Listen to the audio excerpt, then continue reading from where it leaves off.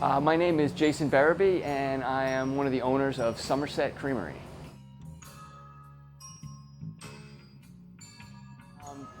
Well, I've been around the business my whole life. My grandfather actually started the business, so when I was a child I would come here, and my father bought it in 1981, and I started working here in '86 when I was 14. So. We're open basically as long as there's daylight savings. We're open. So we open right after the clocks change in March, and we stay open until the end of October. And when we're open from noon to 10 p.m. Every day of that season. Well, it's a little shorter in the spring and fall. We close at 9:30, but basically noon to 10. So we do make the ice cream at this location. We have 2 locations in town, and we make it all here at our Route 6 location, and we have a van and we drive it over to the other store. We make ice cream 7 days a week, every morning from roughly 8 to noon, and yeah, it's pretty fun. Well, my grandfather opened it, and I don't know exactly why he chose ice cream. I think it was just a business that he had been partnered with someone in Somerset, a business called Creamery. So, and he partnered with him, this was before World War II, in like 1937. And then he served in World War II, and when he came back, his partner had kind of booted him out and said, "Oh no, I don't need you anymore." And so he was kind of aggravated by that, so he vowed to never work with anyone else again, and he opened his own ice cream store, which I don't even know what it was called. It was in Tiverton, so I think it was Stonebridge Ice Cream for a while. And he had a facility in Fall River where he made the ice cream, and then he opened a location in Somerset in a building called the Milk Can, which some older residents may remember. And it was a milk can shaped building that was on the site of where Domino's is now, across from Washington Street on County Street. And he ran that store for many years. My mother actually has stories of working there, and it had no bathroom. So that was her stories. When she was working, she'd have to close the shop and actually run home to use the bathroom. And then come back and reopen whenever she needed to use the bathroom. So it's definitely a little different. And then my father bought the business. My father was previously a police officer in Somerset, and he did that for about 9 years. And then he bought the business from my grandfather, which was my mother's father. So, and then it was kind of run down when he bought it, to be honest. My grandfather wasn't putting a lot of money back into it, and the business was, the building was in rough shape. It needed a lot of work. The equipment was old. And so he kind of really started putting money back into it and building it back up.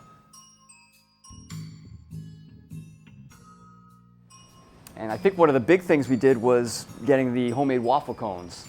And when we were one of the first ice cream shops to make our own waffle cones in this area, and that really brought in a big crowd and a lot of attention. And we got some write-ups in the Providence Journal and the Fall River Herald, and that really took off from there.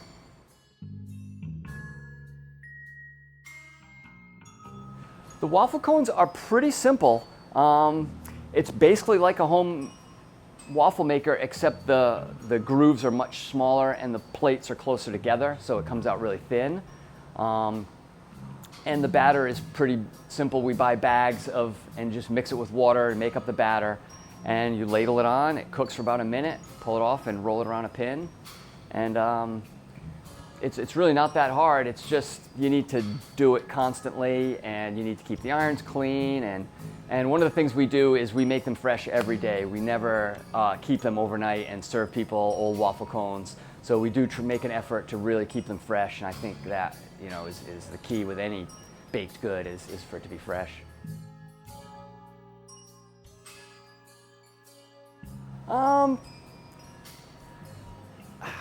I guess people love our ice cream. We try to make a really good product and make it as good as we can. And we've been here a long time. and we really try to keep the customers we have. That's one thing I'm always telling the new employees is do whatever you can to make the customer you're waiting on happy, because you know it's really hard to get new customers, so it's important to keep the ones you have and make them happy. And if they're loyal customers, they'll tell their friends, and eventually your business will slowly grow that way. And because we never really did a lot of advertising, and we just hope word of mouth and good reviews. Now in the age of internet, reviews are extremely important. So you want to make sure that you're not getting a lot of bad reviews, and that we do try to get as many good reviews as possible.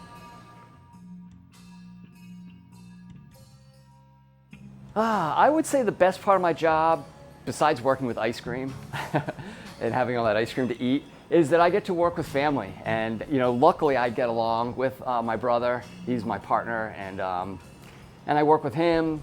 I have a lot of cousins in town, and some of my cousins' children work here, many of them in fact. So my cousin's son Nick, he's also one of our ice cream makers and managers here. He works with us. My wife's cousin Rhett, he works with us. So a lot of us are family members, and I just really enjoy working with the people I work with. People are happy when they're coming in to get their ice cream. So it's generally a pretty low stress, happy environment.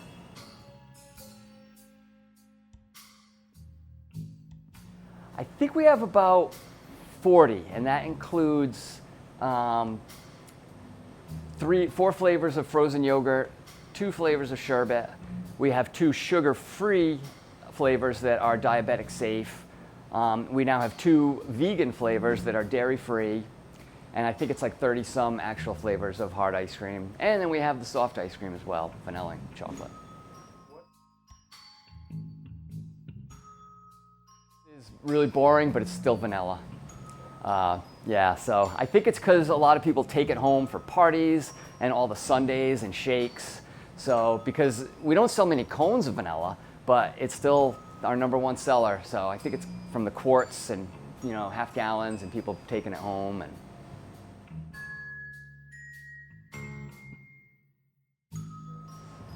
that's an even tougher one, because I kind of mix it up. I eat a lot of different flavors. I really like the cherry chocolate chunk. Grape nut. Right now I'm on the s'mores, which is one of our special flavors. So I tend to eat the monthly specials a lot because they're not around. So I've been eating a lot of s'mores.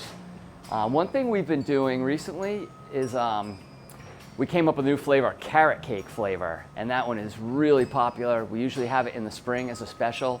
And it's a cream cheese frosting flavored ice cream with big chunks of carrot cake in. And it's kind of exciting because next year we hope to have that as a regular flavor for the full season. And we're actually partnering with Nancy's Bakery in Somerset, and she's going to be making all the cake for us. So that's something that hopefully we'll implement next year, and it'll be our next new permanent flavor.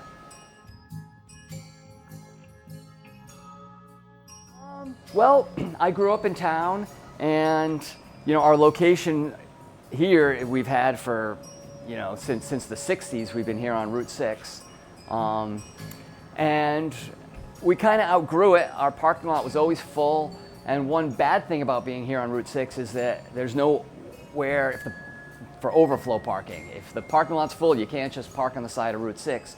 So that led us to open the other store on County Street, which has been very successful, and the stores are actually now almost exactly 50-50. It's kind of funny. We look at the numbers, and it's like within a couple $100 on the season, which is like crazy that it's that close.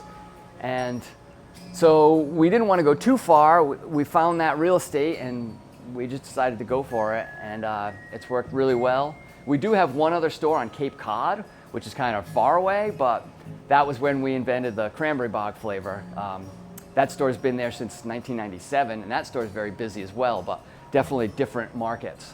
But we have no intention of leaving Somerset. Like I said, we all grew up here, and I think it's a nice little town, and and it's busy, so yeah, no reason to look elsewhere.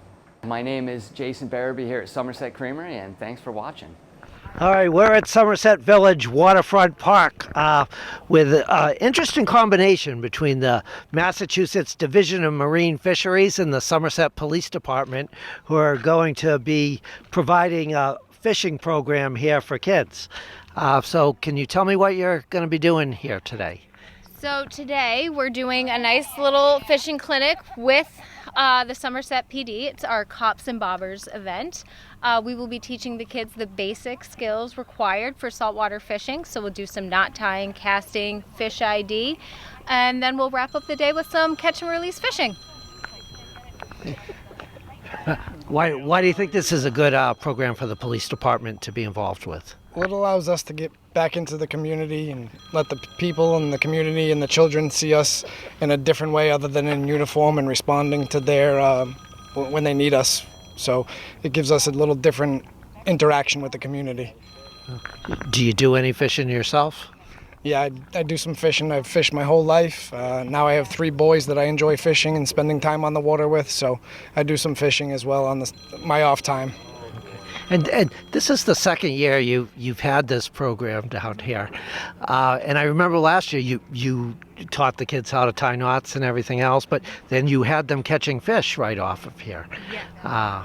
We intend to do the same thing today, and hopefully we'll catch, plenty of scup, maybe black sea bass. I'm hoping for a pufferfish, but I don't know. Maybe a striped bass. You never know. They do catch them off here every once in a while. Yep. We just hope the fish cooperate. Yeah. That's all. I mean, this helps encourage kids to want to fish, which is a good activity for them. Yeah, that's what we hope. We hope to get them hooked on fishing. We're working on that pond. I think it's a pretty good one. It is pretty good. Get out from behind the screen, get out, enjoy the outdoors, and being on the water is just one way to do it. Yeah, this is such a nice park for them to come down to do that. And this is pretty much sold out, because you don't charge anything for this, right? This is free, so it's not sold out, but right. You have to sign up for it ahead of time. And don't you have a full group for this today? It was full almost instantaneously as soon as we put it out on the social media and started to advertise within a day. Same thing last year, within a day. There's only so many spots that we can physically, with the amount of people that we have for volunteers and the amount of space that we have here, which is pretty ample space, but to keep the ratios good, we kind of limit it to right around 40 kids. Yeah, so you don't want everybody tangling their lines over here. So we want to make sure everybody gets adequate attention, proper fishing time, and keep it safe. So we like to keep them spread out. Okay. All right. Thank you very much. We hope you catch some fish. We hope the kids catch some fish, most importantly. Thank you. Okay. Thank you so much.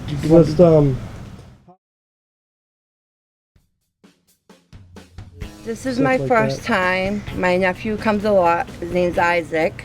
Isaac, how many times you come here? All day. A lot, huh? How many times? Like two, 3 times? Yeah. This your 3rd time? Yeah. I like to swim. Big red flag. Yep. And I like to go on it. There's a lot of sand around and it feels nice. And I really like the playground and that big red slide. It just brings back so many memories. I like the sense of community. I like the area. It's nice, it's clean. People are friendly.